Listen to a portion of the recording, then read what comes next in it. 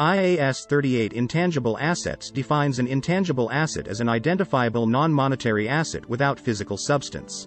It means intangible assets are assets that we cannot touch and they don't have any physical existence. Instead, they are paper assets of the company. Here's a detailed list of examples of intangible assets and a brief explanation of each example. Trademarks. A trademark or copyright is a word or symbol that represents a company. Once registered, it cannot be used by another party, and any commercial or personal use, depending on the copyright holder, will result in penalties as per the law. A trademark is an intangible asset for a company and it can even be sold in isolation. Customer lists. A customer list is another major example of intangible assets as per IAS-38 Intangible Assets. It's simply a list of a company's customers generated throughout its operations. Why is it important? Well, for new companies operating in the same sector, it is a goldmine. It can also be sold in isolation depending on the company's data policy. License. A license is a permission to do something granted formally by the government or other authorized body. It is an intangible asset for a company and can be sold in isolation depending on the type of license. Examples of licenses include pharmaceutical licenses, trading licenses, hiring licenses, etc. Import quotas. Import quotas are the limits on the import of certain goods imposed by the government.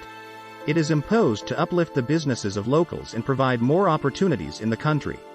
For businesses, it is the amount or number of goods that they can import. It is recorded as an intangible asset in the company's books, and some import quotas can be shared with other companies or sold separately. Franchise agreements.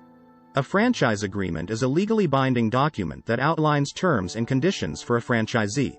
It gives the franchisee the right to sell a company's goods or services. For example, McDonald's, one of the biggest restaurant chains in the world, has 38,695 franchises globally as I write this article. A franchise is an intangible asset and can be sold at a standalone price. Mortgage servicing rights. Mortgage servicing rights, MSR, is a contractual agreement in which the right to service an existing right is sold by the original mortgage holder to another specialized party. The party then collects and forwards the payments to the originator. In simple words, the party administers various functions involved in the mortgage and gets paid for the service. For the mortgager, the only thing that changes is the address to which they make their payments. MSR is also listed as an intangible asset in the company's books. Computer software. Computer software doesn't have a physical existence, is able to generate future economic benefits, and its cost can be reliably measured, which makes it eligible to be recorded as an intangible asset. Video and audio material. Many companies today focus on creating video and audio material related to their industry. It could be research, a tutorial, an interview, or any other graphic or audio. The right to use an audio or video by a third party can be sold separately and fits in the criteria of intangibles. Data. The phrase, "data is the next big thing," is turning out to be correct.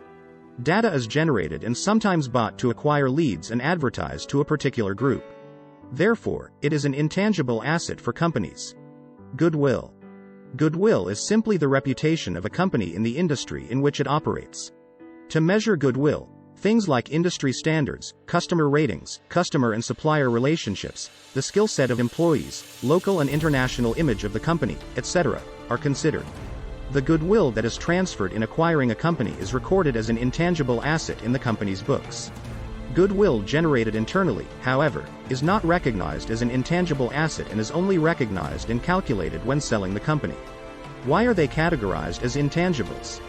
IAS-38 requires an entity to recognize an intangible asset whether created or internally generated only and only when 1. It is probable that future economic benefits that are attributed to the asset will flow to the entity.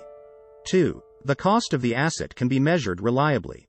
If the definition and criteria are not met, the company cannot record it as an intangible asset and the cost is expensed to profit or loss as per IAS-38. Some other key points related to intangible assets include: 1. Intangible assets are initially recognized at cost or the company has the option to choose the revaluation model. Whichever method the company chooses should be applied to all intangible assets of the same class.